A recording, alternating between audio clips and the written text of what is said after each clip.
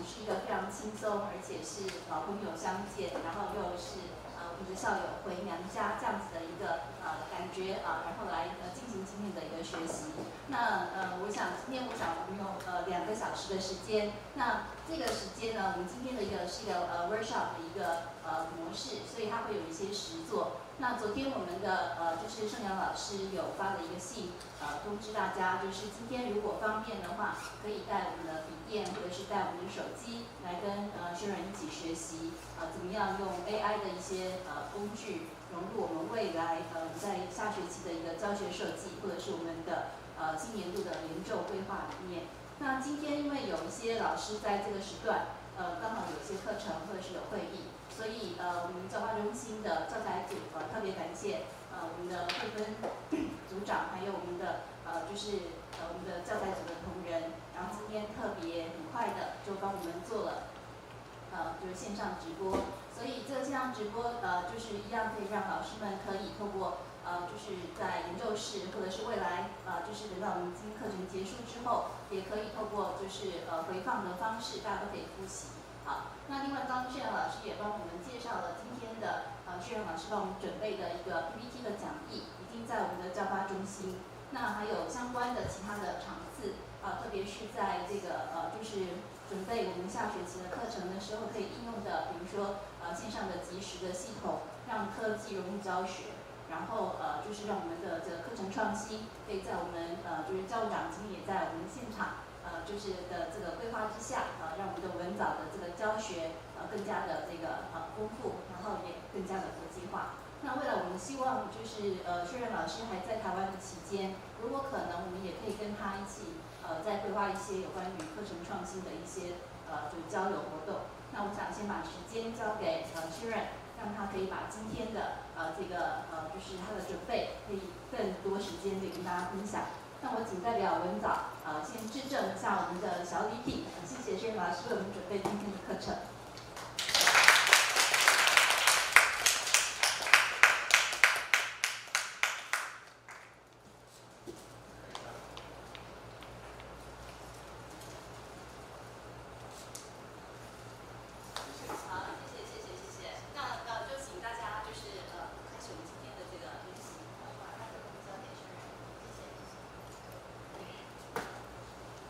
Hello, good morning everyone. My name is Hsiao.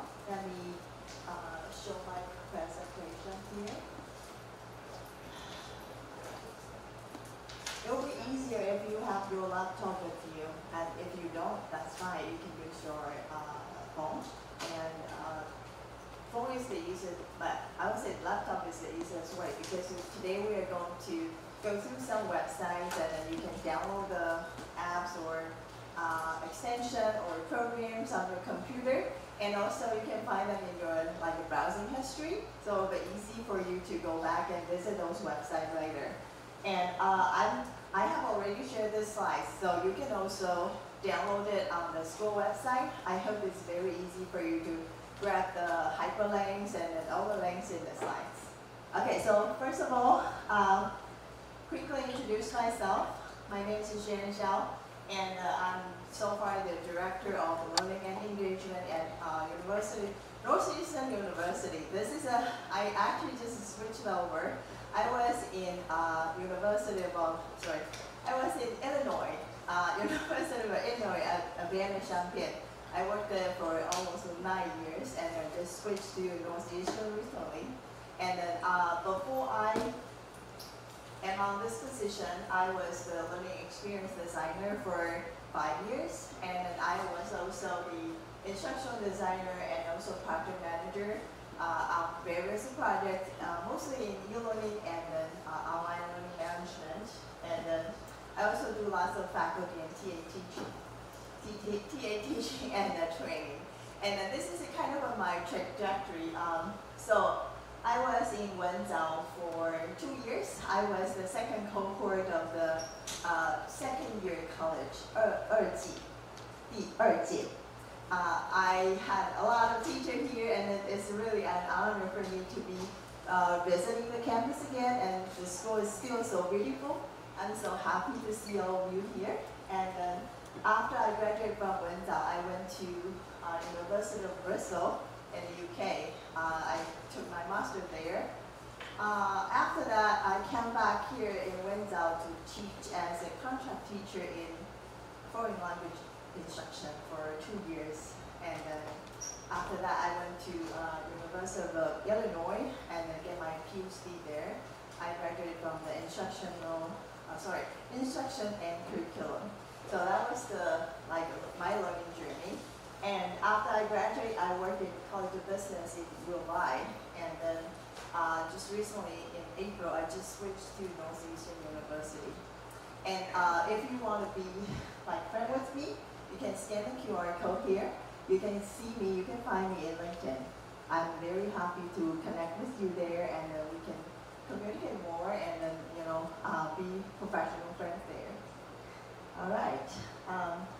So today's agenda, so we have 2 hours almost, and then I'm going to go through some topics like, how is AI working in the higher education in the United States so far, and also some very powerful chatbots, like the famous ChatGPT, Bing, or Bard.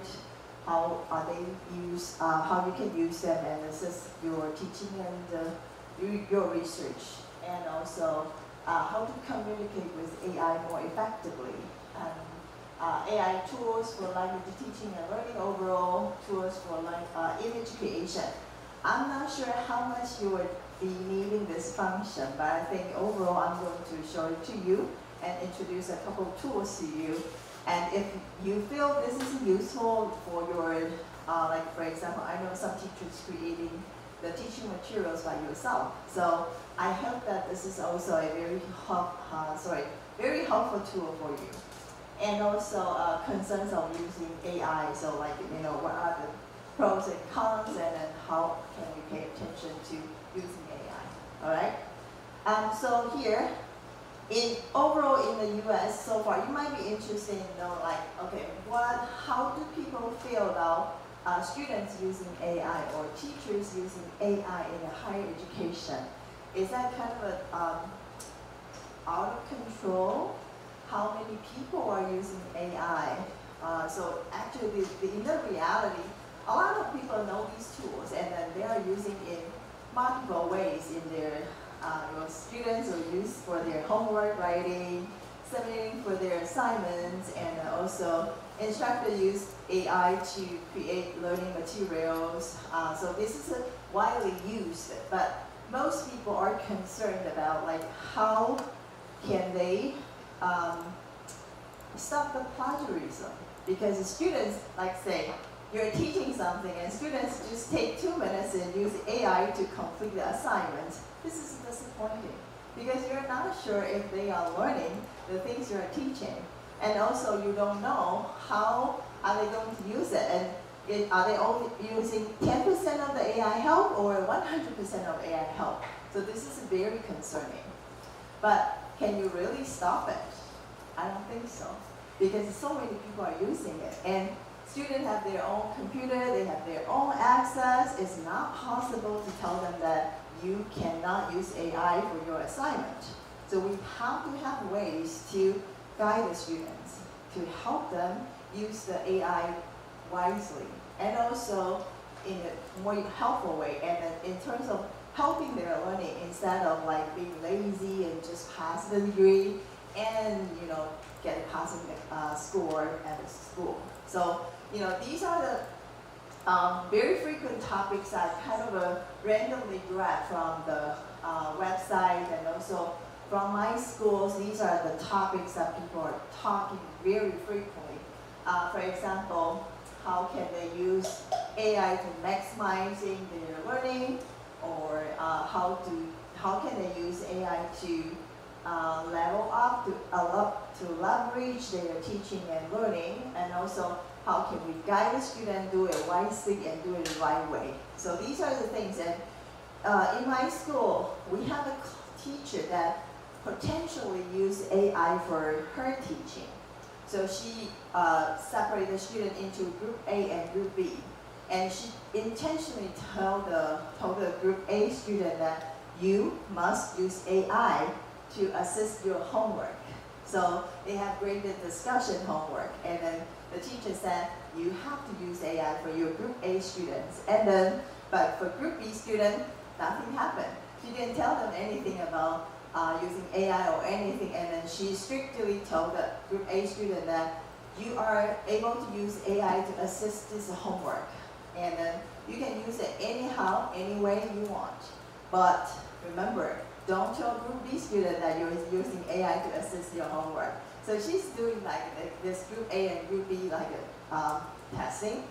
And then at the end, we found the group B students are learning more tentatively. And actually, they are more familiar with the subjects they are using. For group A students, they are writing better assignments. Their language, their output, everything's better. However, the follow-up discussion was very minimum. You could probably imagine because they're using AI, so they're providing perfect answers to the discussion. And nobody feel like I could follow up because you have already covered everything. For group B students, these are all their own productions, and then many people, students, other folks, they have other things that they can add up to the discussion. So this is the discussion, and this is the finding we found so far. I found this very interesting, and especially this kind of a experiment. But I also have a concern about the equity issue because some students get the chance to learn about AI and use AI while the other group doesn't know anything about it. This is, for me, this is a kind of a technology access issue. This might intentionally create some digital divide, and we can talk about this later at the end of this talk. All right, so these are the common topics that we are talking about in the U.S. so far. And then next, I'm going to introduce you with some powerful AI chatbots. So we call them chatbots. In Chinese, we say 聊天机器人. Because these are actually, when you enter the platform, they're like a conversation. Like you can answer your questions. They will prompt you back with the responses. So this is a very direct, very natural conversation. All right, and then these three are the most famous, easy access chatbots so far on the market. And one is developed by OpenAI. The second one is divided by Bing. This is a Microsoft product. The third one is Google Bard, developed by Google. All right, so next I will need you to use your laptop or your phone, and then let's go to these websites. Chat.open.ai, and I hope that you can all access successfully. Like when I prepared this presentation in March, I had a difficulty getting onto this because at that time people have to wait and be on the waiting list. I hope you don't have to do this, and then maybe some of you have already had the account, then you don't have to do anything. You don't have to create a new account. You just go ahead and use your current account. All right. So I'll be walking around. Let me know if you need any help.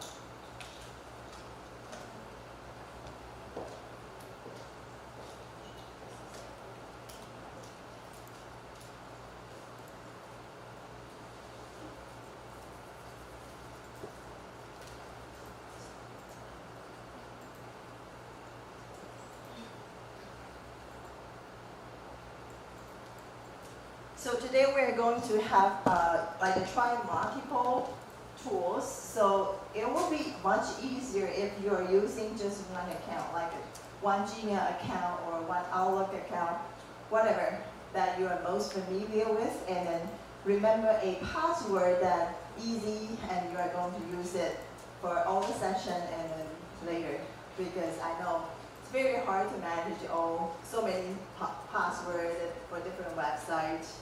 So for me, I'm using one email account and also one password for everything. That is much easier for me. And I have my computer remember it. If you don't have safety concern, you can do the same way.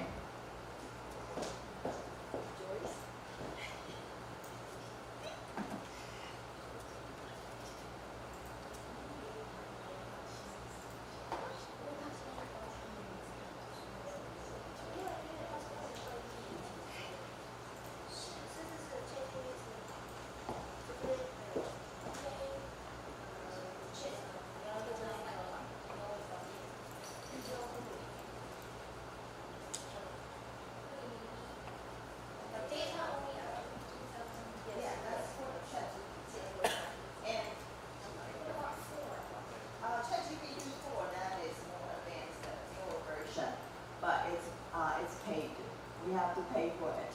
So we have a shortcut that, here we got a very good question, because GPT 3.5 is the free version.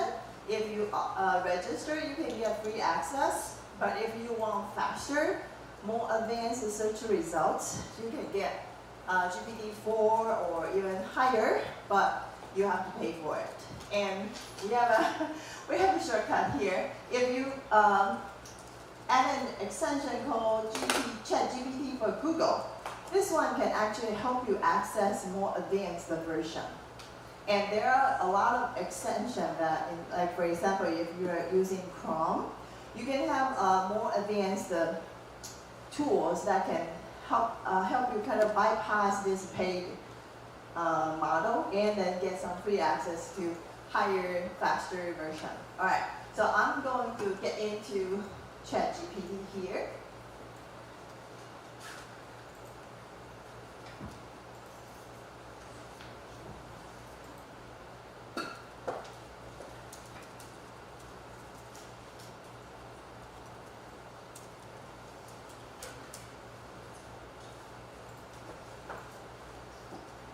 Okay, I'm exiting the presentation mode and now going to my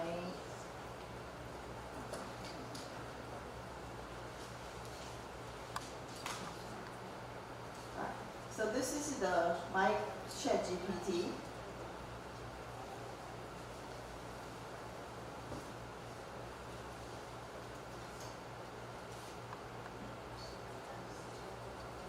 Do you have the same screen?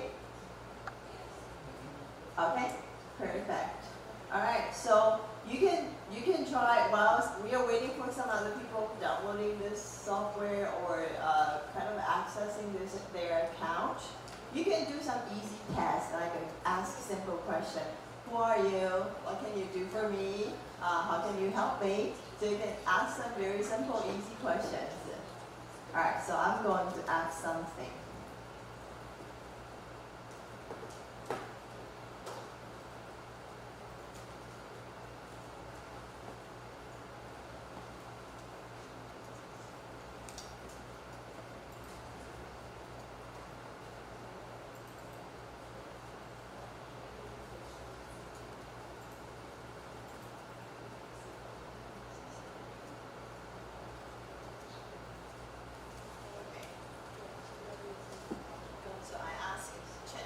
Very silly question.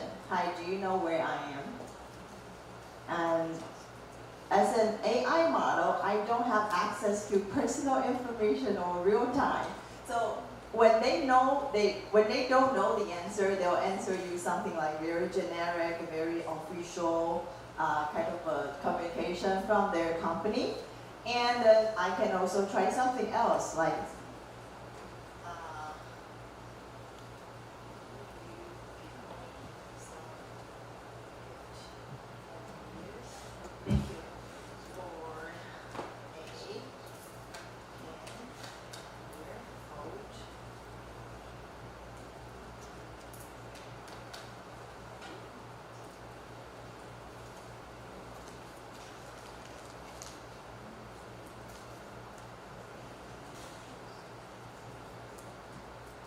so I'm now asking him to give me some gift ideas.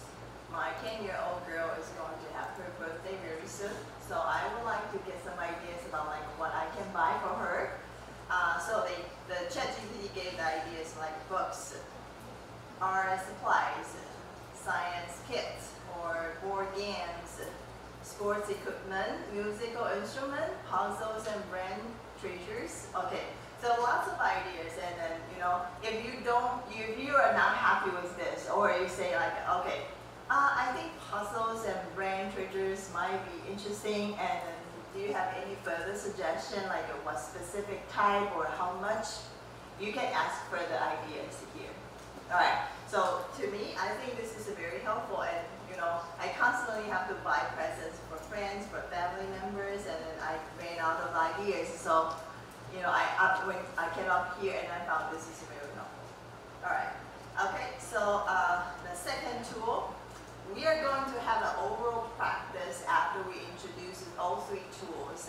So I'm going to introduce the second tool right now, which is called, oh, by the way, you can download it on your phone too. So this slide is for desktop, and this slide is for mobile. So if you want to download ChatGPT on your, sorry, I should not say download. If you want to access ChatGPT on your phone or your iPad or your other mobile devices, you can try to go to your app store and download it from here. But be careful with the icon here. Like, so if you go to the App Store, you'll find, and you type ChatGPT, you'll find a lot of stuff that are there waiting for you. And they look very similar, and then they introduce similar functions, but they could be various projects, and then kind of developed by some individuals that are untrustworthy. So just recognize this icon. All right. And so the second tool is called Beam.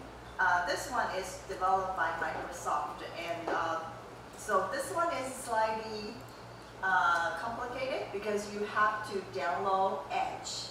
This is a browser. I think most of you are probably using Explorer or Chrome so far. Edge is a new browser, and I started using it from maybe February when I started using Bing. I think this is a very powerful browser. I like it.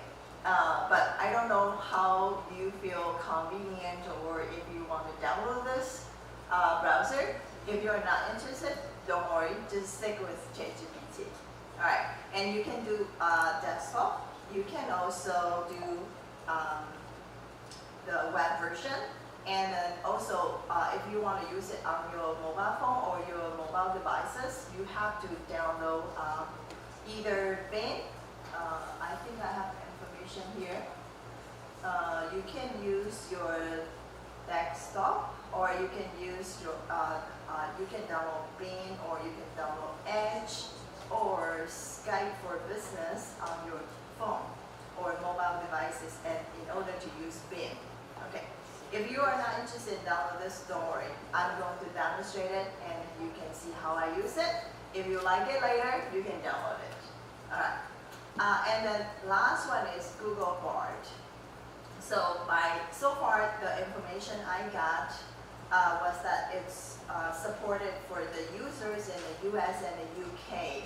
I'm not sure exactly if you can download it, because I tried it on my phone and it worked okay.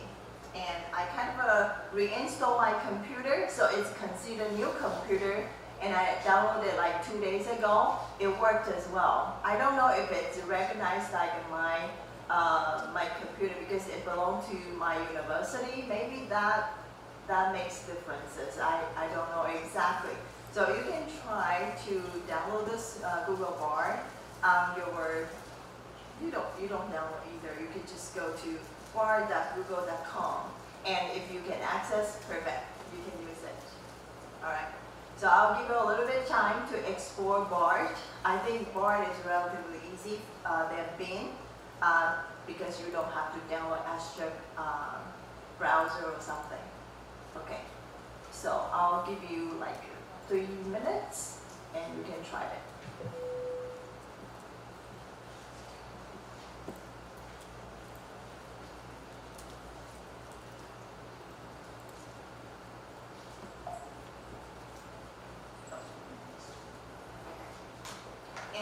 bar doesn't have any app so far. So you don't have to worry about like if I want to use it on my, like I could go to the app store to download it. It doesn't have it so far. So it has only the browser version. If you want to use it on your browser, on your computer, or on your phone, you just access the browser and then type bar.google.com. I'll be walking around and let me know if you need any help.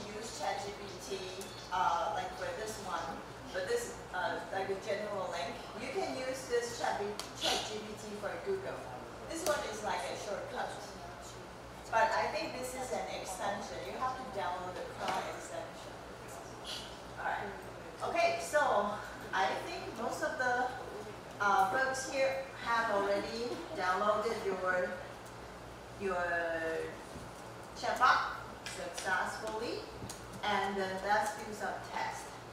So exercise here. Okay, so number one, select an AI chatbot and request a tool to just ask one simple question. All right, you can try all three. You can try just one. You know, depends on which one you like the best. Or if you have time, if you're quick, you can do all three. Then we can enter the same question to all the chatbots. Then see how they responded to you. Then we can do the comparison and see which one you like better. Okay?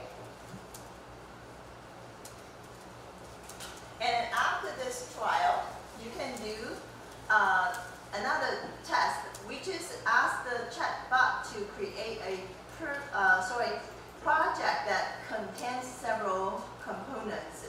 So I'm now giving an example here. For example, create a reading passage. So I asked the chatbot to create a passage for me. And then I asked the chatbot to create a vocabulary task for me. And then I also asked the chatbot to create a reading comprehension task from the reading passage and create a writing assignment for the reading. So in other words, for this more complicated task, you can ask the tool to to start from scratch and create a material for you, and also create the assessment for you. Vocabulary test, reading comprehension test, or even writing assignments, all kind of tests you can think of. So we can do this complicated task here. All right, go ahead and try. You can stick to one, but as I said, it will be good if you can try with all three or at least two, so you can do the comparison. Okay.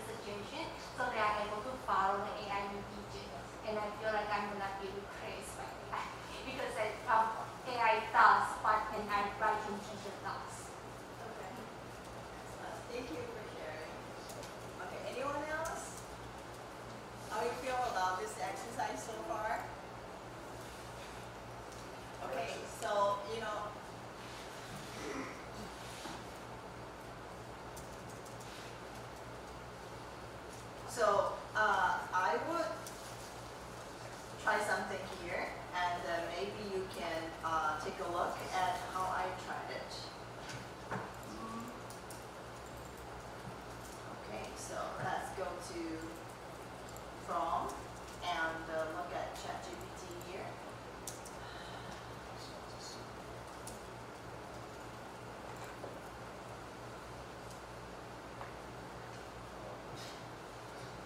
So I would say, give me a 200 words reading for an IELTS 5.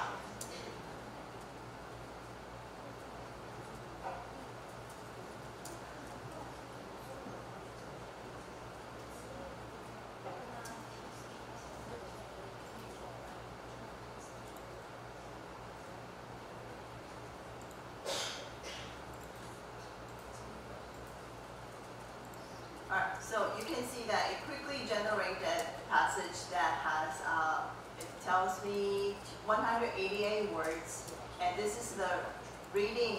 I said I want 200 words, and I want it to be at the IELTS 5 level, IELTS level 5.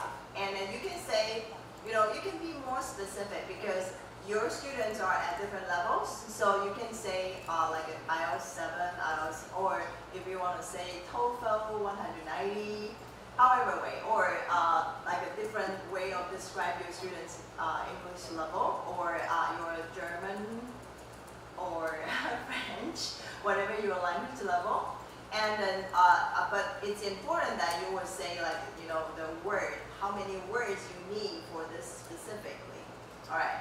And then, so this is the reading passage I want, and then say, okay, please create a vocabulary text from this reading passage.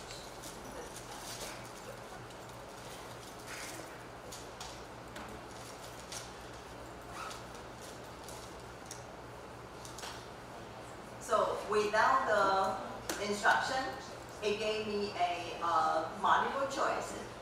I don't like it. I don't want multiple choice. I think this is too easy.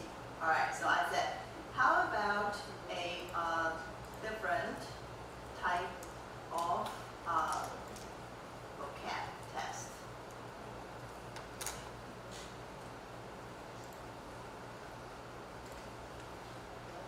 All right, so it gave me the fill in the blank test. All right. Alright, unfortunately, I still don't like it. I'm a very picky reader. I would like to have something else. Any other suggestions? Alright, so I would keep it very brief and like a vague, but this is not a good demonstration because you want to ask very specific questions. So here, they provide the answer too, right? So here, match the vocabulary words from the reading passage with their definition. All right, so this is a kind of a picking and choose. So now from this exercise, we get 3 vocabulary tests. And you can expand more. If you still don't like it, say, okay, how about other ideas? How about further ideas? And also, this is the same for the reading comprehension test, or you can even ask them to create some listening tests. So these are the, you just keep asking. You have to be very persistent, and you have to be very specific. And I know we have needs for Spanish, for German, for different language, then we can ask them to do the same. So say, can you please translate this reading passage into German, for example? All right, so I hope it doesn't disappoint me.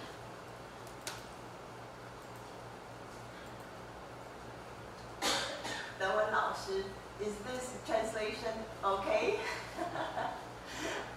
Alright, I'm not 100% because I don't really read German, but I hope this translation is fine. And then specifically, you can do the same exercise with this language, and then you can ask them. So I see a test, like somebody tried to create English, translate to Chinese, translate to Japanese, and then keep going, translating to like 20 more languages, and then going back to Chinese again and see if their translation like a bit misinterpreted or anything.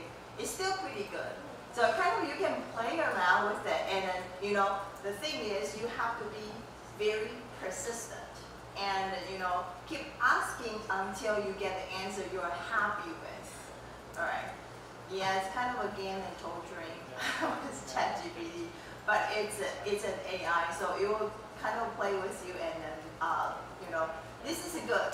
But so far I found one issue for my use, which is if I use it during the peak time, like for example, U.S. Central Time, when I use it during like 9 to 11 a.m., it was bad because it constantly like saying the volume's high, we are very busy, I cannot service you for this point, please try it again later. So if I tried it during the time, it's usually pretty bad because I use the free version and I didn't pay so far, and that is not convenient. So that's why we have different like a shortcut to like ChatGPT for Google or for some other tools that you can use that you can go bypass with this limitation. Alright. Okay, so this is my trial for this. Alright, so this is the student version. So sorry. Okay, so this is my trial for the chatbots, and then so I have some conclusion. I asked ChatGPT and Bing and Bard the same question: how to ask AI chatbot questions. So I asked this same question to 3 different chatbots, and so ChatGPT say, ask a specific question, use simple language, blah blah blah. This is everything that ChatGPT gave me. They provide a lot of description for each of the subtitle, and I didn't put it up here because it was too long. And then I asked Bing, very disappointed because it treated me like a technical question, how to ask AI chatbot question, and then it said, oh, you can ask AI, enter your question, and then hit enter, and then it will respond to you. So this is kind of telling me how to for the technical trial, and this is not the anxiety. All right, for Bart, this is beautiful because it tells me these like principles, specific, use clear and concise language, provide enough information, and also examples. What kind of questions are good questions you should ask? Try not to ask yes/no question. So say fact-based question, or opinion-based question, or open-ended question. These are good examples that Bard gave us. So, just now I also heard some like teachers here doing the comparison for, because I know some of you have already had experience earlier trying these tools. Then my personal opinion is I like ChatGPT because it's very simple, it's very helpful, and it's straightforward. And for Bing is also good, but so let me show you Bing.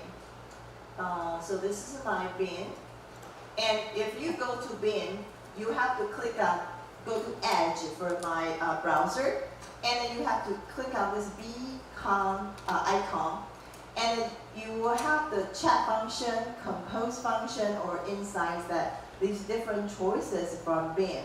And you can still ask questions here, but their response is usually simpler than ChatGPT. And if it's an easy language to fix, no problem, that's fine. But if sometimes I need them to write me something more concise and more professional, I will try with ChatGPT. All right. And then Bard, I like Bard because, like for example, if I ask Bard to revise a sentence for me, then Bard would say, okay, here's the answer. And Bard also tell me why they fixed this and where they fixed it. So I think it's very helpful for the language learner to try to use that because they would know this is the answer they want and also know why this is the answer they want.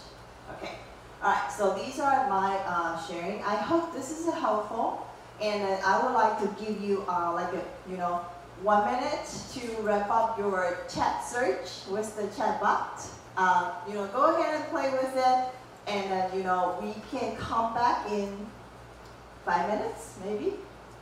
Alright, so let's come back at 11:05. And then we can, you can keep trying, you can take a little break. After you come back, we're going to work on some other tools that are specifically helping for language like listening, reading, speaking overall, and also help with your research. Alright, thank you.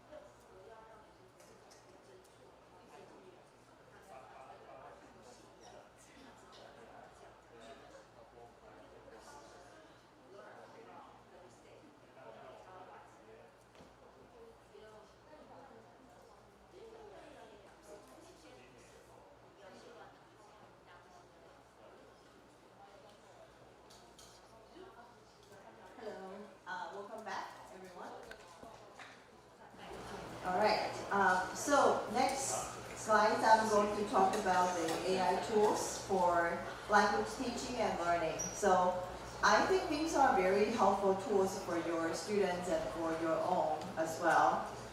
And it will be much easier if you have the slides from me. Then you can just click on those hyperlinks and you can go to those websites. Some are Chrome extensions. I try to limit to Chrome, so you can download everything to their web store, download those extensions from their web stores. That's much easier. And then, so the first one, the first function that I use most often, which is a rephrase. So because sometimes I feel like I try to say something, 1, 2, 3, 4, 5 things, and then how do I say it in a more organized way and a more natural way that my colleagues, my friends, my boss can understand easily. And I want to demonstrate my professionalism. So I want to write something very nicely to send it to people. And so rephrase and proofread and grammar check. This is kind of the number one function that I use for when I use these chatbots. So it's very simple. So when you go to, sorry, I have to switch in between these. So you can go to, for example, this. Do I have it here? Let me see. Okay, I have a sentence here. So this is something I want to write to my TA, to those TA applicants. I receive tons of TA applicants every day, and so that's the bar, for example. Okay, just quick about my job. So I kind of manage about 300 TAs each semester. And then, so we hire a lot of TAs because each of my class was like 1,500 students. We have a lot of students, so we need a lot of TAs to help us. And then, so many people reach out and they say, hey Sharon, do you have a position for me? Do you have any TA position? So kind of every day I have to answer tons of these emails, and then I have to tell them cruelly, unfortunately we don't have a position right now. And you can contact me again so time, and then sometimes I have to kindly remind them that keep emailing me doesn't help, and it doesn't really speed up anything. So you can hold your email and then reach out to me later. So this is something like my idea. I can say something pretty straightforward, pretty simple, put into this chat box, but I want the chatbot to write something else for me, and more like polite and more natural. So we can ask them to rewrite it here. But don't forget to add rephrase it.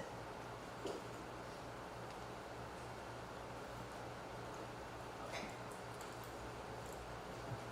So usually I will do like a rephrase, and then you can add quotation mark if you want. And if this is email, you can delete this because it doesn't really matter. You can always add it later, right? So here is the passage I'm adding. All right, so let's see what it says about it.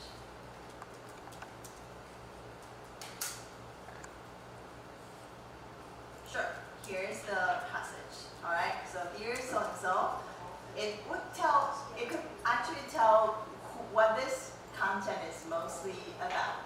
So it very cleverly adds dear somebody.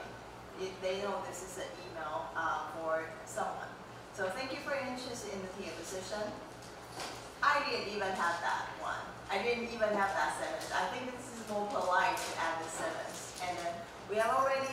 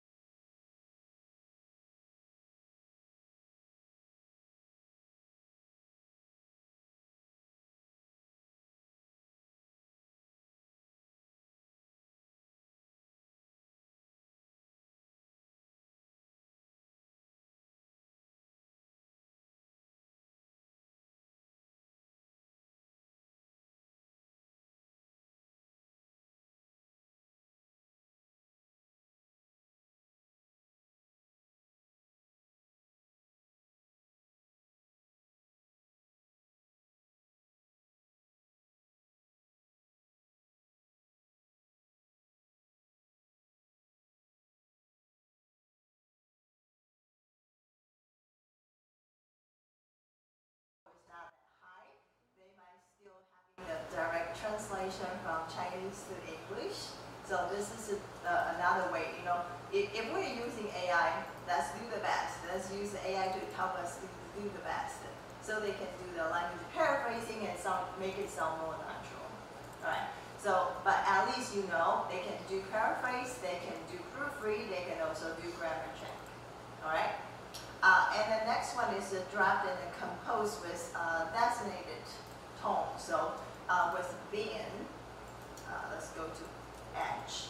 So if you want them to compose something, and then so you want them to write about something. So you know, stand for like okay, let's go back to forward, and I want them to do the same thing for me, and I'm using been for the purpose. All right, and you can choose professional tone or more casual tone, enthusiastic or informational or funny tone. All right, you can try something funny. All right, and this is for an email, so you can choose different format, or if you want to do blog posts or something. But this is an email function. So, and I don't want it to be too long because nobody reads long emails. So let's generate the draft. Take a little bit longer.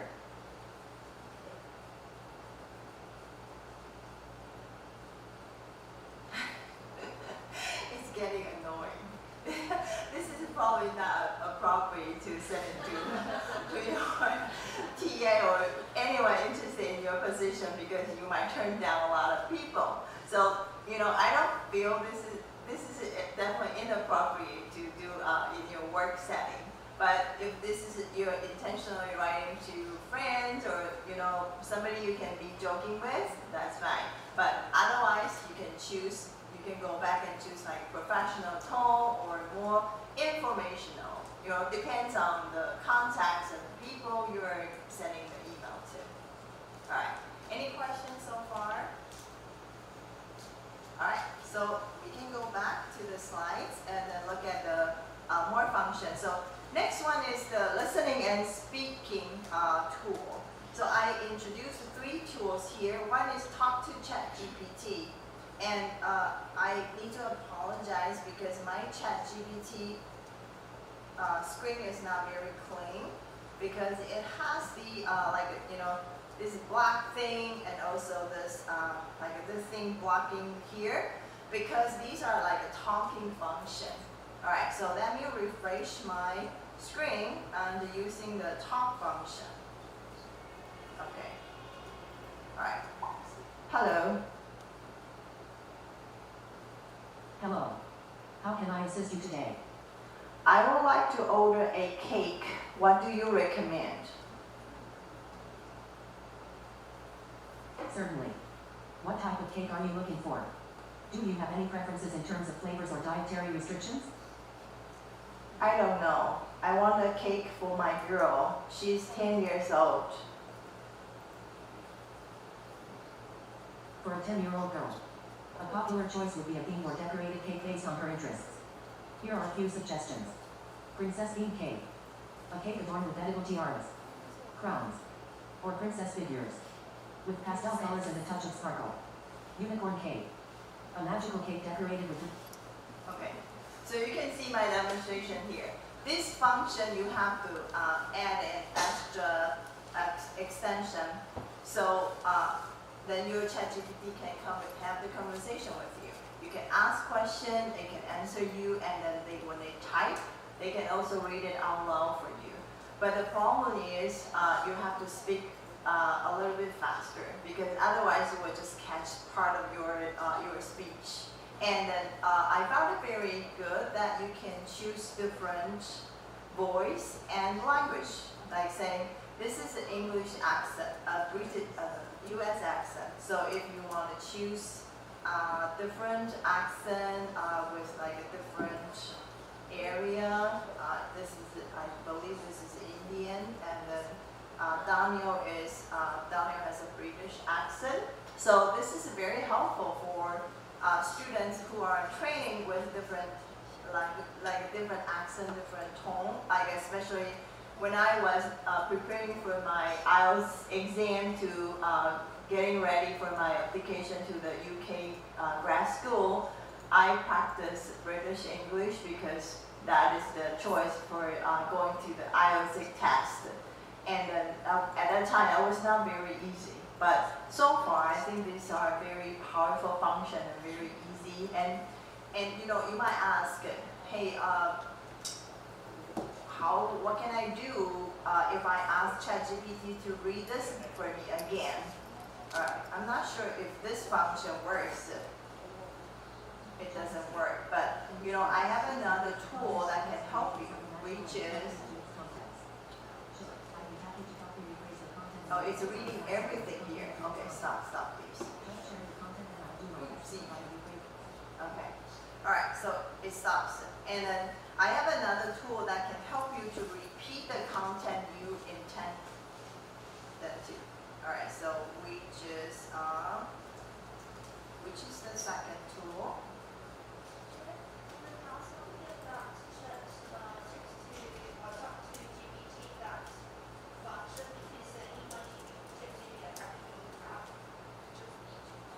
Yeah. Here, you have to go to this ChatGPT hyperlink and download that extension. Sorry, I skipped this step. I apologize for this.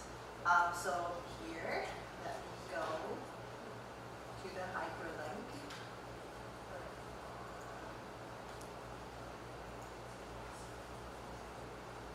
Yeah, switch to Chrome because I need the Chrome extension.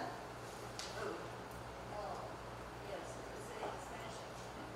Yeah. It's an extension, correct.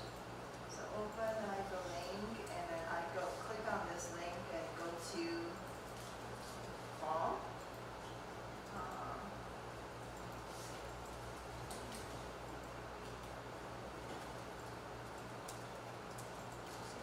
Yep, so then you go to Chrome Store and you can see this extension, Talk to ChatGPT. Yes. Yeah, I have already installed it, so now I don't have the install function.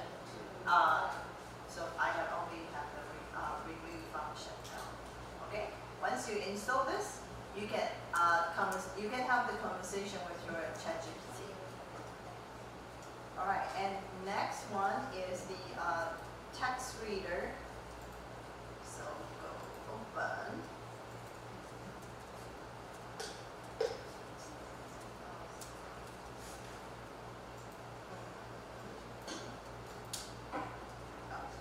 It's also a Chrome. It's also a Chrome extension. So I go to this Chrome extension here and I pull it up. This thing is called Text Reader. Okay, so now Text Reader is right here.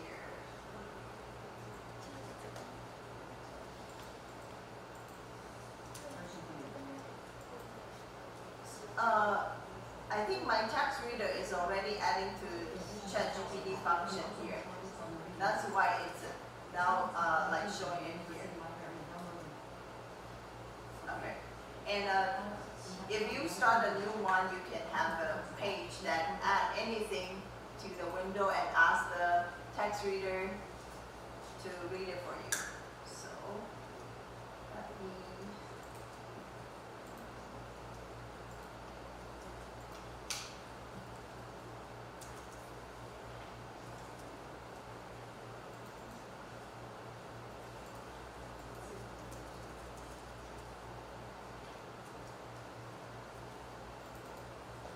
Sorry, I don't know what happened here.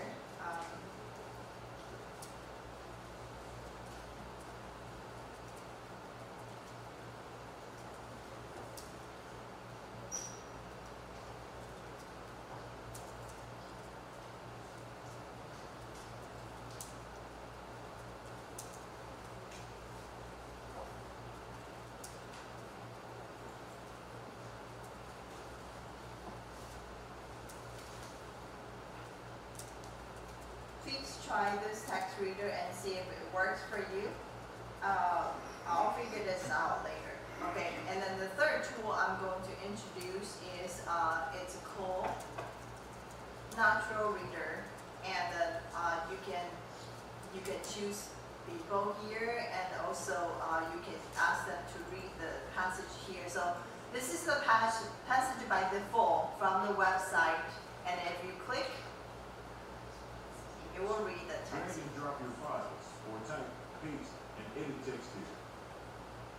Natural reader is a So it will read it here for your reader, and then if you don't like this passage, you can paste anything from your own text. Like for example, just now I asked them to paraphrase something for me, right? So let me find the passage.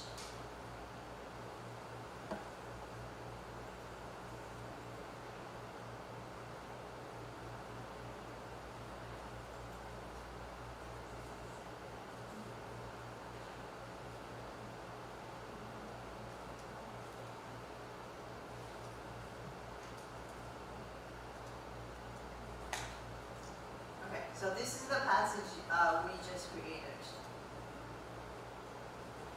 I apologize for the inconvenience, but all of the TA positions have already been filled.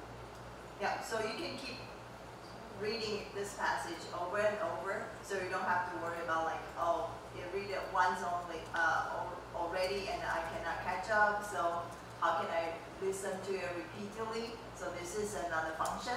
And also it has the feature that you can choose and then change and then have different reader that with different accent, different tones. So you can listen to different people read this passage for you. Okay, all right. So these are the three tools I introduced. Sorry, the second tool is not very successful for my demonstration, but I think the link I added here should work for you. And I can do it later after this talk. And the next function is listening. So this one is an app on the phone. It's called Voice Screen, and I didn't download it, but I would like to introduce this to you because I think this is very helpful for especially like your student trying to learn listening, and then they can learn it from movies, and then in the app they will read the transcript like sentence by sentence, and then you can listen to it repeatedly. I think this is very helpful for students, especially they try to catch up with those very natural conversation and dialogue. And then Team Lee is another good tool that they can also learn from movies, and those from. I also added an introduction video here. Both of the tools have the introduction videos, so you can feel free to introduce these tools to your students, and then this help them self-learn English, listening and then speaking. And then reading. So as I demonstrated, you can use chatbot to create the content for your teaching, and you can set up for different level, different length, and also different language. Especially with ChatGPT, you can create different languages of the passage for your students. And unfortunately, we just tried. Bar doesn't do Chinese or other language language other than English. That is unfortunate, but I think they are trying, and they are really. I think they will develop very fast. Let's try this one and see if they can do the. Can you do?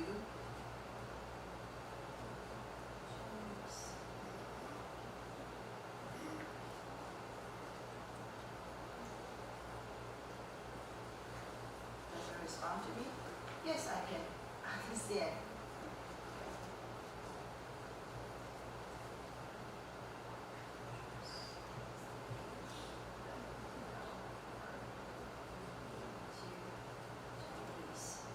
Okay.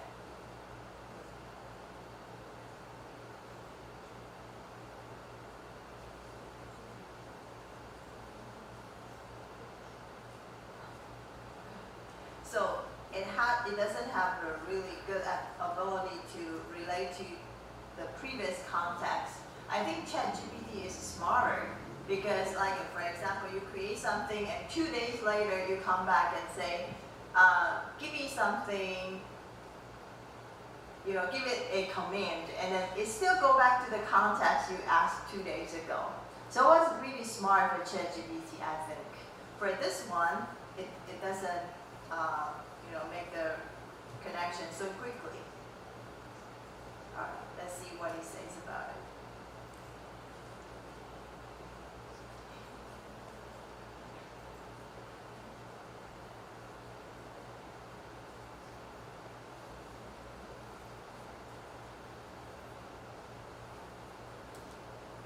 I think the Chinese is pretty good. However, it's the simplified Chinese. If you don't read the simplified Chinese, that might be an issue for you. This is Bing, by the way. This is a Bing. Yeah. Okay, so can you translate this into German?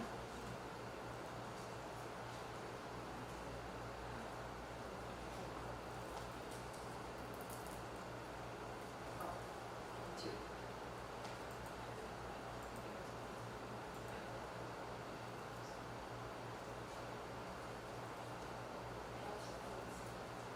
Exactly.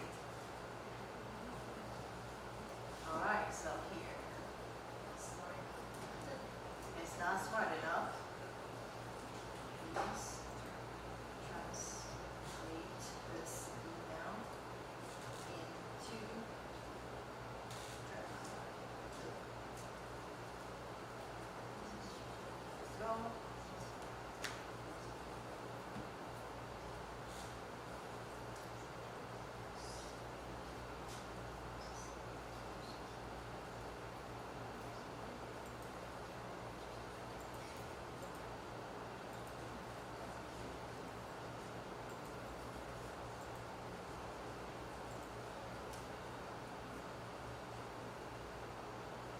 Is it good enough? How about translating it to Spanish? Now I learned. I'll paste the email here.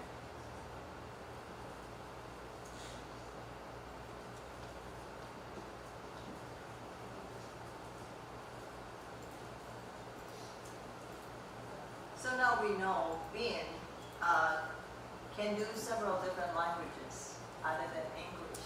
That is good for us. Does it sound good?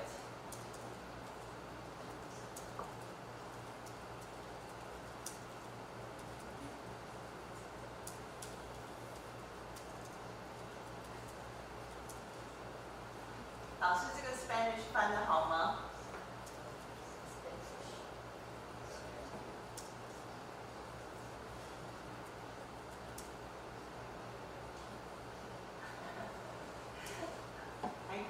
？Okay.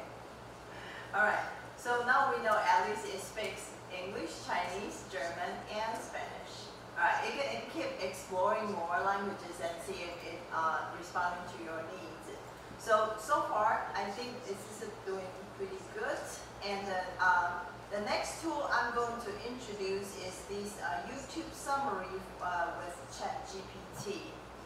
So sometimes we are watching some YouTube videos to learn some specific new tools or new skills. Like, for example, I'm preparing for this presentation, and I go to YouTube very constantly to see how people introduce these tools and how they, because this is much faster than I explore every tool by myself.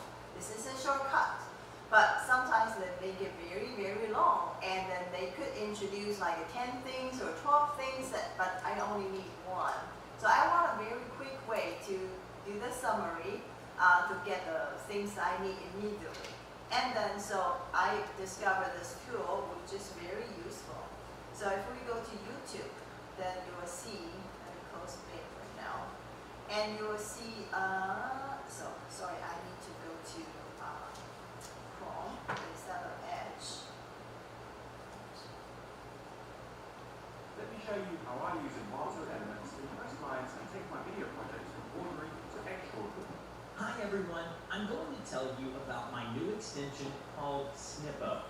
Okay, so this video is going to introduce Snippo, and this is a part of the function for Notion AI. And then, unfortunately, I don't have so much time to watch the entire video. It's short actually, but I still don't have time. So then you just click on this transcript and summary. This is also an extension. So you go to my slides, and then you can download it from this link. And once you add the extension and you open a YouTube video and you click this thing, that it will pop up with the like a transcription here, and you can read it quickly, or you can just do the search for the keywords that you need. And then, if you're a fast reader, this will be very helpful for you to quickly locate the information you need. All right, I found this is a very easy shortcut for you, and you can also download you can also copy and paste this transcription and then use it for your like introduction for your like teaching, saying you want to introduce this tool, but it's a lot of time for you to go search for the website, collect the information. This YouTube video introduces it very clearly, so you can just copy and paste the introduction here. But just be careful that you want to verify the information, because sometimes the YouTube introduced might be wrong or might be outdated. Depends on how recently the videos are, so the information might be incorrect, and you want to verify and make sure that what you introduce is the most updated information. All right, so I think this is also very helpful, and then you can, this is good for students, good for you, and sometimes if they're, for example, if you're finding some really good movie introduction, a lot of people are doing those movie, like, introduce a movie or tell you a movie in 5 minutes or something. You can download the transcription, make a very short movie transcript, and then you can use it for reading passage. You can use it to develop some like content, some tests, or some reading comprehension, listening tests for your students. I think this is extremely helpful. Okay, all right. And next two are about writings, and then you will love this. Really, these are really good. So the first one is called Deep L. Okay, so let me open. And Deep L is I think it has the extension for Chrome. It also has the website. So this is very, very simple.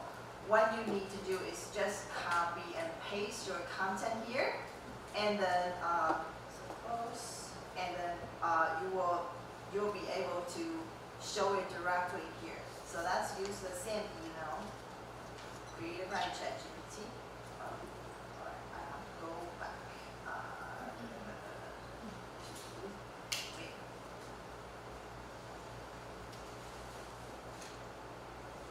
So this is the passage, and then alright, here. Okay, so there's some suggestions for, like, they highlighted here. Okay, so maybe I can also make some errors. Checks, like kindly asking, for example, like appreciating. Alright, and see if they kind of get these mistakes.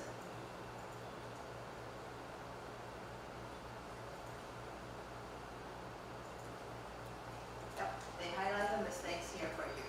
So this is easy for, if you want to correct your students' English, do the checking, grading, or your students want to self-learn, improve their writing before they submit the assignments. These are very This is a very helpful tool. And it highlights the places for the checking. But I'm not sure, like, you guys are expert of the English grammar, and you might know better about like if these checkings, these marks are correct, or if they're 100% correct. You can further check. But to me, I think this is a kind of a pretty good and catch some obvious mistakes here. All right, and the next one is Quillbot. This one is also similar.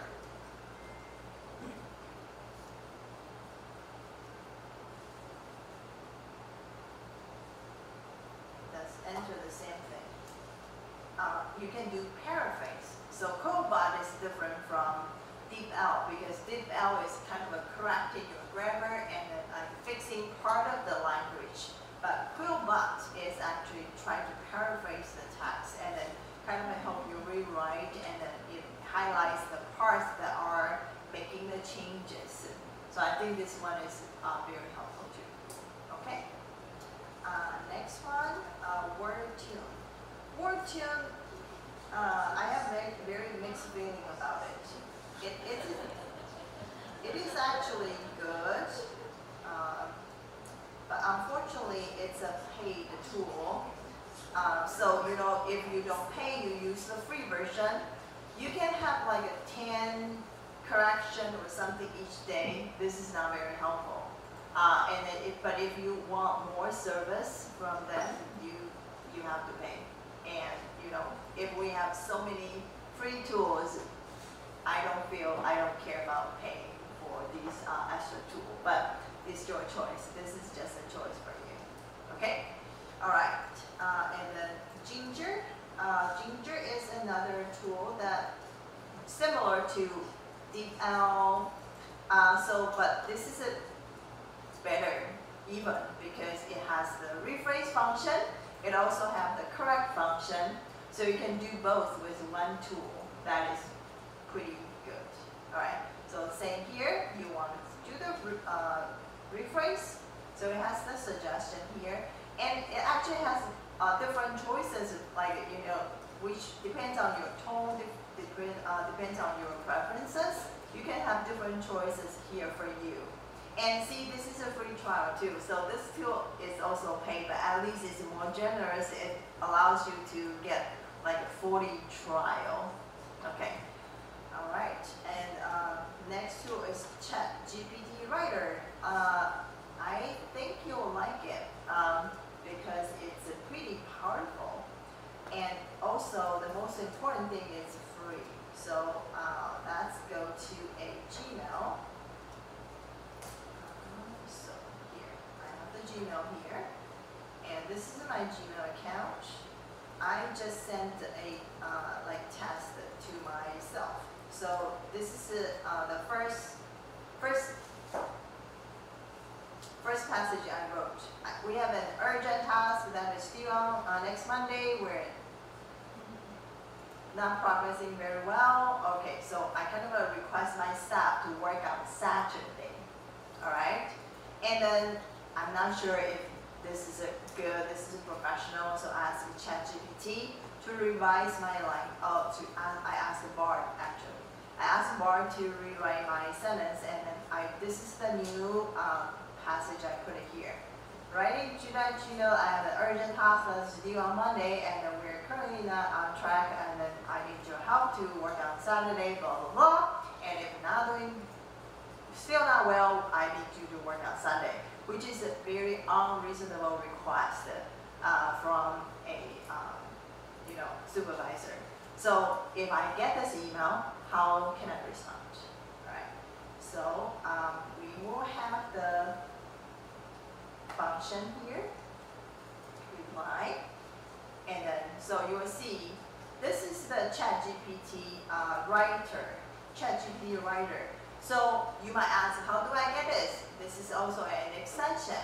So if you go to the slides here and you click, you will have the chance to be prompted to add to the extension for ChatGPT writer. Once you install it, then it will stay in your email bottom options, menu options here. And then you can tell them simply what you want to write and how you want to respond. Say, I don't want to work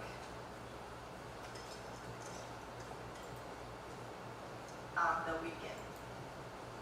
Please tell my boss nicely. Okay, all right. Dear staff. Oh, no, this is a, yeah. Where is it? Ah, here.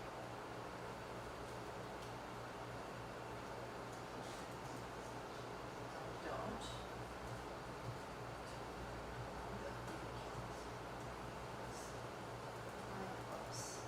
Nicely.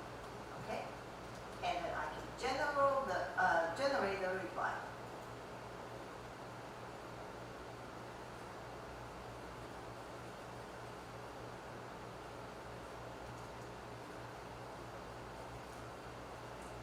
Okay. So if they develop a very long email to tell them nicely about the how I wanted to kindly request your consideration regarding the work schedule for this task, given that it requires significant effort and dedication. I believe it would be beneficial if the team could have a break over the weekend. So kind of provide nicely reasons, and then what you need to do is just tell them what you want, how you, but you don't have to worry about the detail. ChatGPT writer will get back to you with this passage. So you might ask, like saying, I'm not using Gmail. Can I still have this function? Unfortunately, no, we don't have that for other like Outlook or other email tools. This is specifically for Gmail. So if you are using Gmail for your work or for your study, this is easy. However, if you don't use Gmail, then you will have to use ChatGPT or other tools to draft the email back in for you for the same function. But it's just extra step for copy and paste. Okay? All right. So I hope these tools are useful. And then here, next, this is an example I developed for your interest. So I just pretend I didn't know the movie Aladdin 2019. This is a a movie filmed by Disney, and I love this video very much. I watched this video and I know what it's about, so I have some simple ideas. But saying if you don't know this idea, you don't know this movie, and you want to use this movie for teaching, then you can develop a lot of things with the different tools that you use. And then so you can first ask the chatbot, can you please tell me something about the movie Aladdin 2019, and then try to write a 300-word summary for EFL learner, and specifically use the IELTS level 5. You can change level. You can or make it shorter, 200 words or 50 words, however you want. And then can you list 20 keywords? So what are the key vocabulary in this movie that the students must learn? And then what are the theme songs? Like a lot of students like to learn songs, learn English from songs, learn language from foreign language from songs. So that's also a good way. And then can you please find me the lyrics of the Speechless, because Speechless is one of the theme songs of this movie. And then can you find me this MV in YouTube? I want to test and see how good it is. And then unfortunately, ChatGPT told me I cannot do this search for you. But it's very simple. If you just type Aladdin theme songs or type Speechless in YouTube, you'll find the answer. And then how about finding me a poster of the movie? So I want this ChatGPT function to find me a picture, a poster of the movie, and it says no. If they cannot do it because it's very easy for them to find they say you can easily find it if you go search and do something else.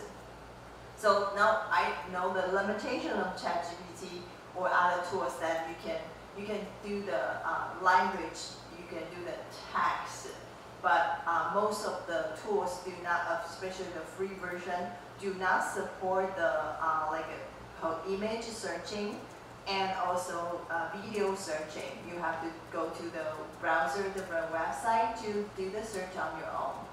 Okay, and then what are the notable quotes? I think this is very helpful for language learner and then for you guys teaching the language, because some are the very good quotes, some are very good language, like specific meanings in the movie that you can introduce. And then so here I don't understand this sentence. The diamond in the rough. What does that mean? It doesn't really sound relatable to me. So I ask, what does that mean in this movie? So it kind of provides a description and the explanation, and then also in what context does this person say it? And then, okay, can you rewrite this movie? Because in a lot of tasks that we need the students to rewrite something and then reproduce. So this is a useful function. So we can ask the student to rewrite something based on what they learned from this movie, and then you can use ChatGPT or Bard or Bing to create a different version, and then have them to do the comparison, and so they can use it to improve their writing. And then also, what's the good lesson for the EF learner to learn from this movie? So kind of what are the things they can learn? What are other things they can also learn? So I have the demonstration here.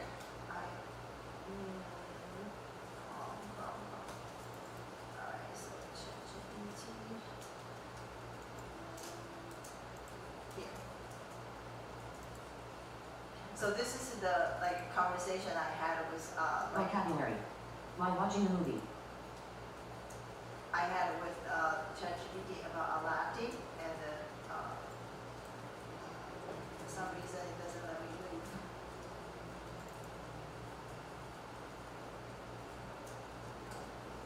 Here. Yeah. So this is the whole conversation I had with ChatGPT about Aladdin, and so let me scroll to the top. All right. So this is the 300 words, like a quick rewrite about this video. And then so here, this is the first passage is the general intro about this video. And then I asked ChatGPT to write a 300 words summary at IELTS level 5. Okay, and then so I think it's pretty long. So I asked to list out 20 keywords, okay, and also who are the actors and the actresses. So this movie is in 2019. This is still good because you probably know ChatGPT information is good up to 2011, 2021, yeah. So 2019 should be good. And so tell me about this actors, actress, and then Will Smith is here. You probably know him. And what are the songs, theme songs of the Aladdin video? So even I have the wrong spelling here, it still answers my question. Whole New World, Speechless. These are the songs of the video of the movie, and also what's the lyrics, and then it provides the lyric. Pretty precisely. Also, can you find this MV? It says, no, I cannot. But you can easily do the search. Alright. And then how about finding a picture?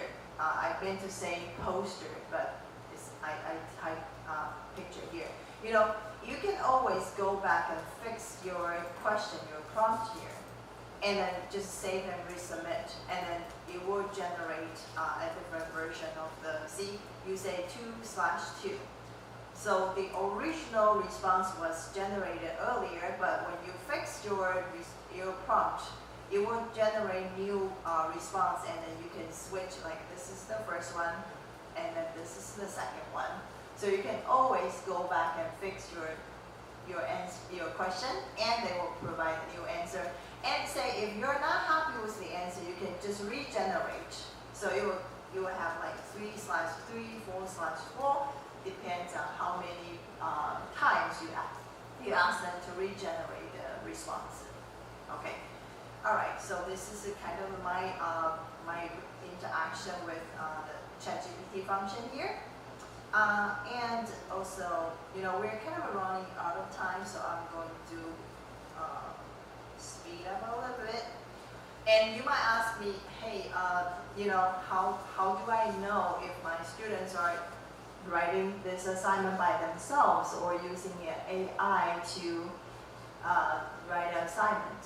So we have some detector that can help us to identify if this is human writing or this is AI writing. So these tools let me try to introduce a couple. I have a couple here, but I cannot introduce everything. Remember this is the passage that Bard being created for us, right? The draft that they created for us. So let's do the check here. This text is mainly written by a human. So this is not accurate. This is actually written by AI. Although it has human ideas in there. It's not completely written. How should I say? How do you define? Because I have my own ideas here, and I have my initial thought there. But the language, the whole passage is actually created by AI. So this detector, we're not sure. Okay. So how about the second one? Oh, sorry, you cannot see my browser. I'm very sorry. All right.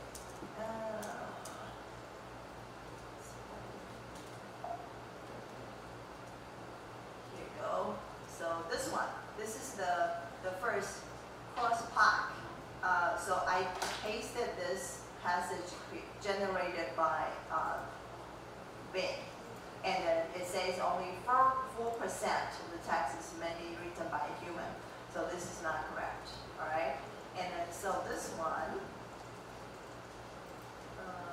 one is here, okay? And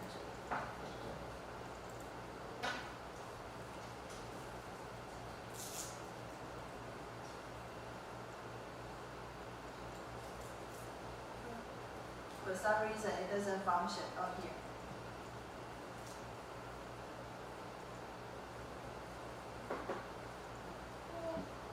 One more time.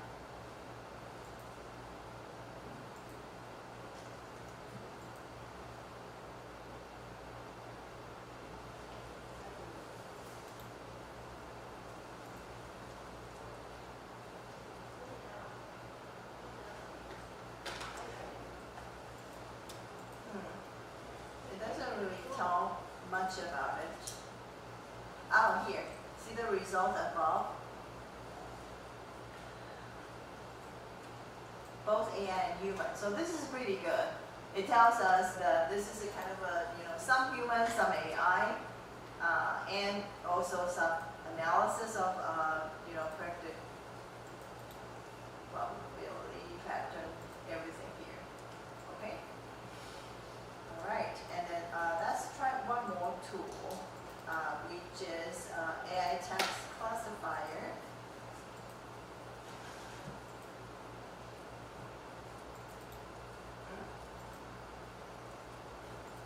This is a ChatGPT's function. Okay, let me try another one. We have enough with ChatGPT, so let's try a different tool.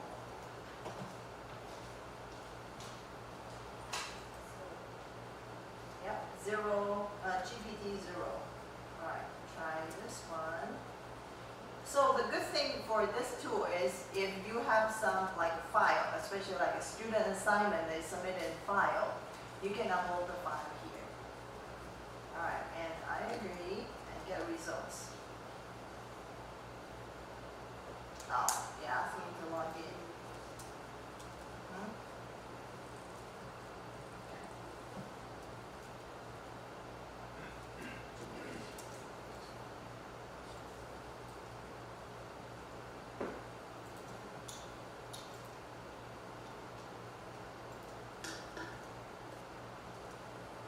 I'm not sure I have an account here, but let's try.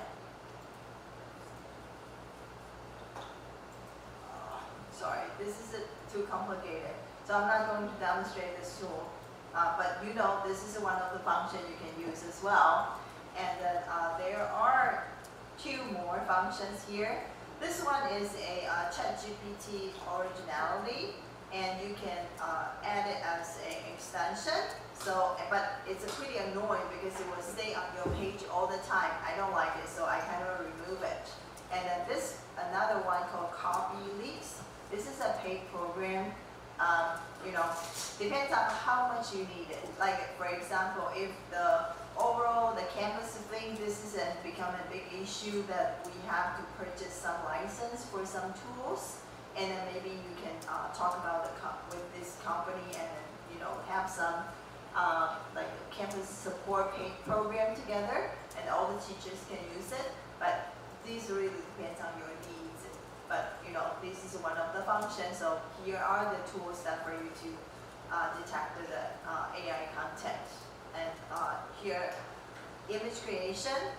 You know, we're kind of running out of time, so I'm going to leave these like you know links here for you. It's pretty simple. Go to the link and you can enter the text like saying, I want a polar bear dancing under the moon. It will give you something. So it's pretty fun, you know, pretty fun. You can try this later. And then these are the AI tool for research. So among these all, I think Chat PDF is the most powerful thing I like. So Chat PDF. This one is the most powerful thing I like. So you can upload a file like that, or upload PDF.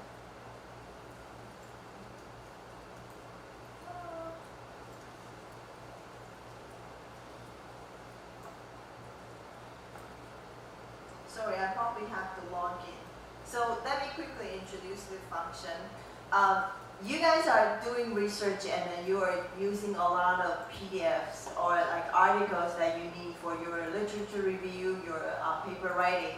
So if you can upload you can just upload your PDF file here, and then you can ask them to summarize the paper for you and ask them to highlight the key points for you, or saying like, I'm interested in using AI for English teaching, for example. Can you give me a quick summary from this article for the reading?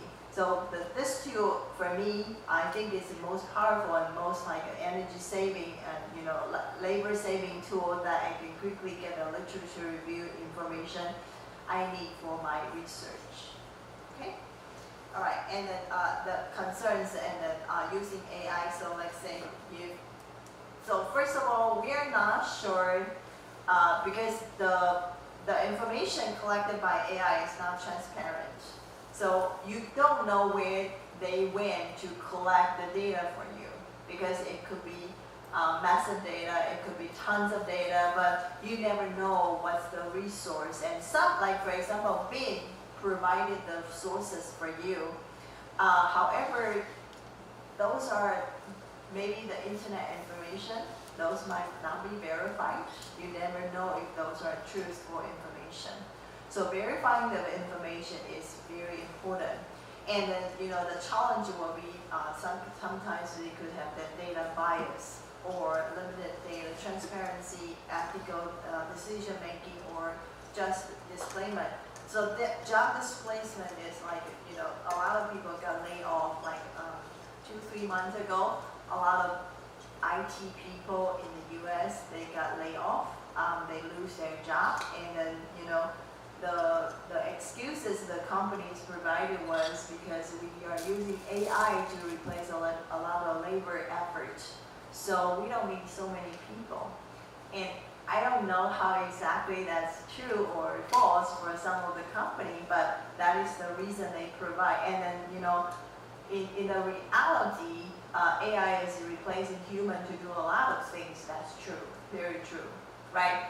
And then so like for example, now I think with the AI tools, you guys can reduce a lot of time creating your assessment. Like I remember when I was the contract teacher in Wenzhou, I have to sit there for 5 hours to create some like vocabulary test or for my midterm exam, but I think now I probably would only spend 20 minutes creating the content, but I probably have to spend 1 hour or 2 hours to verify the content and make sure it's true, it's accurate, and then the answer key is all correct. All right, so you know, the job displacement, replacement, it's a big issue, but you know, you never, I think for you guys, you are the expert of language teaching. You have the expertise. It's very hard to be replaced by your skill set, your knowledge. But for the human labor part, you know, AI can help you to speed up your work efficiency, reduce the time you prepare for your materials, and then also if you can apply some of the tools and then try to use them to help with your grading, that will be much more efficient, and then you know, reduce a lot of your time. But also the risk is like we are providing our email address, our email account to so many tools. That also means that they have access to your account. That means they could grab your personal information, access your Gmail for your contact information. That creates lots of potential risk, and you don't know what they would do for your personal information. So that's a big concern. And then social impact, and then so as I mentioned at the very beginning, digital divide is a big issue. So say, you know, we have the resources to these internet issues, to these internet resources, and we get this workshop, we get this opportunity to learn to use AI. How about other people, the other group of people, they don't have access to these resources, and then we will create a big divide in between this group, our group, and with another group. So this is kind of will create some, you know, unfair access, and then this is a concern because those people who do not have access would have, you know, even bigger issue. They will have like falling far behind. So this is nothing that we want to see. This is something I think the government needs to do. They need to create some classes or some resources to help this group of people. And the potential misuse, and then so just like that, we are using those detectors to make sure that you know, our students do not misuse this. So I don't know how you are going to do with these AI tools after this workshop. Maybe you will want to introduce these to your students, but I think the most important thing is to tell them, these are the things you can use, but I want you to use it this way or that way instead of XYZ way. All right, so this is my presentation. Please let me know if you have any questions or if you have any feedback. I'm very happy to get any further conversation with you. Thank you.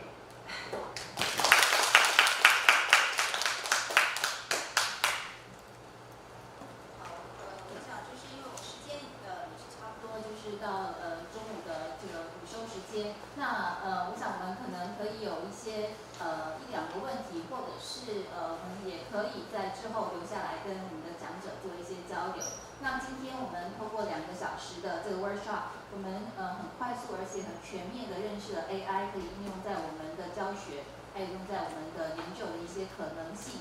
但是在今天最后的这个就是 workshop 后面呢，Sharon 老师也跟我们就分享了，就是我们在应用它的时候，可能也要同时考虑它的这个就是 database 的这个就是双向的互相就是运用的这个可能性。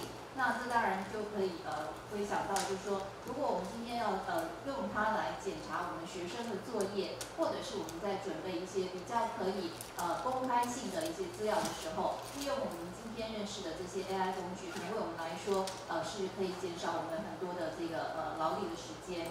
那可是如果我们今天是在做，比如说这个比较属于这个我们自己个人的工作，或者是这个学校的工作，或者是我们的也要跟你们的学生说，未来你们在企业里面的工作，可能都必须要考虑到它的这个就是社会财产权的问题，或者是它的法律性的问题，或者是它的这个工作职场伦理的问题。那以及就是我们现在如果以后要用到研究的部分 ，PDF 的使用或者是网络上面的这个资讯的传播，可能都必须要特别的谨慎。那今天我们的这个资料都已经有放在我们的教发中心。那今天的这个全程录影，大家也都可以就是回放或者是再回去做复习。我想这个都会我们的老师们都会有一些就是 inspiration。那我就代表我们所有的老师，谢谢Sharon老师2个小时的分享。那也谢谢今天大家的参与，谢谢大家，谢谢。那因为上面也有那个Sharon老师的联系方式，在一开始的时候就有他的这个就是 QR code， 所以如果我们有一些今天来不及这个提问的问题，或是想要有一些交流的，老师们都可以就是再跟Sharon老师做联系。谢谢大家，也谢谢我们教发中心的所有同仁，谢谢。